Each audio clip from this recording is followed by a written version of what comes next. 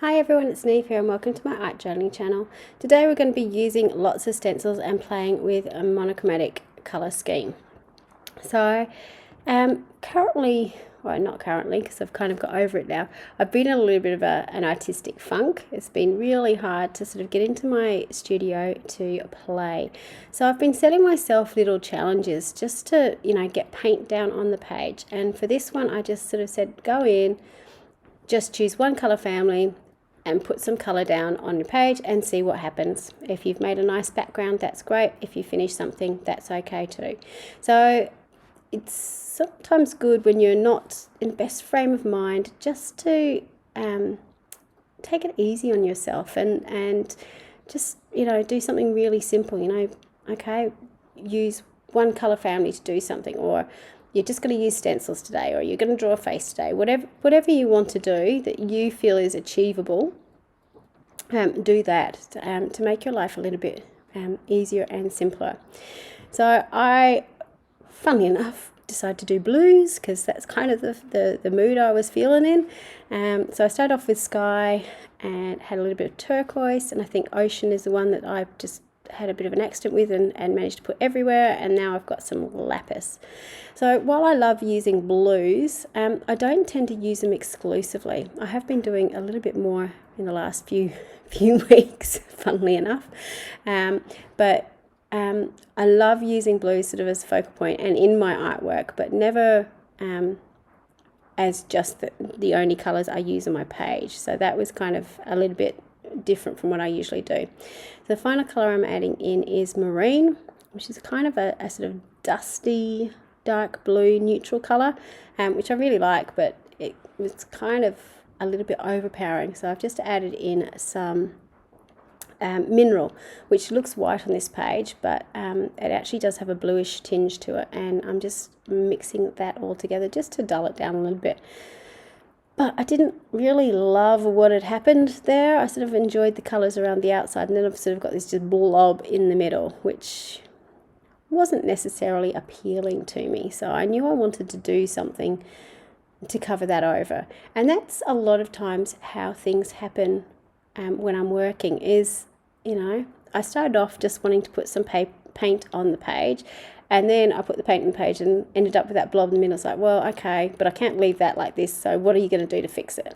And it's the what are you going to do to fix it that kind of motivates me to keep going. So the way I was going to fix it was I got some night out. So again, going with those blue themes, and this stencil from Stencil Girl, which is writing. I love having writing in my pages, whether it's readable or non-readable text. I just love how it looks, how it feels, how it sort of says something without saying something. So that kind of tied my page together now, and it certainly got rid of that blob in the middle, which I really liked.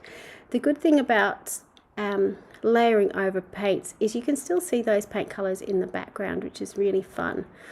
So I decided that I would put this image of I say it's a woman, I don't really know, in the background, just sort of as a focal image, because again, I wanted this to be quick and easy. I didn't want to spend, time like I did in the page before painting the face. I just wanted to do something. So I went in with some Payne's Grey and stenciled over this image.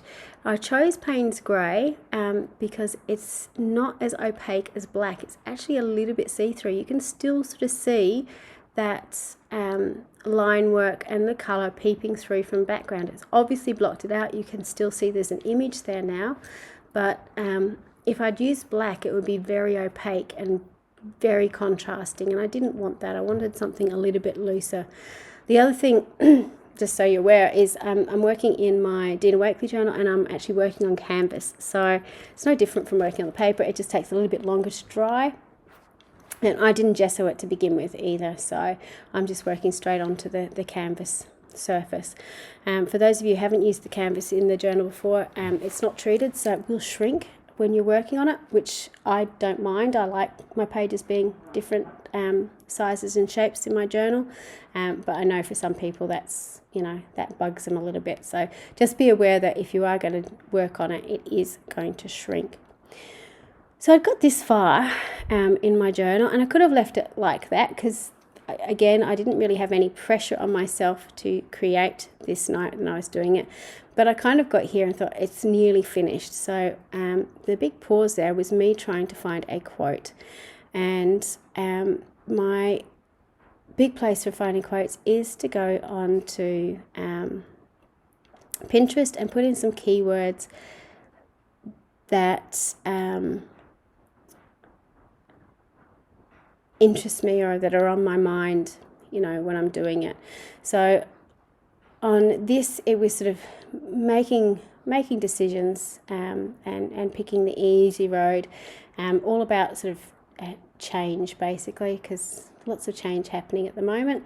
So that's kind of what was on my mind. That's what I decided to write out on this space, and luckily it had those two areas on either side that had the space to write something in. Please apologise for it going in and out of focus, my head popping in the way, but that's just how I ended up writing.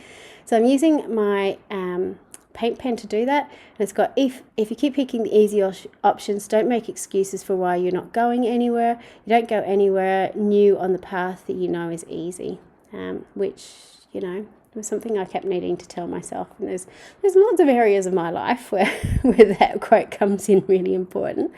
So here is a close-up of the finished page. It was a fairly simple page. It needed to be, because that's the headspace I was in. By the time I got to writing the quote, it certainly reflected where I was going with that page, very subconsciously. So it's funny how that happens when you're working. So thank you so much for watching. I hope this has inspired you just to have a go in your journal. It doesn't need to lead anywhere, because sometimes the journey actually takes you to your destination. Until next time, bye for now.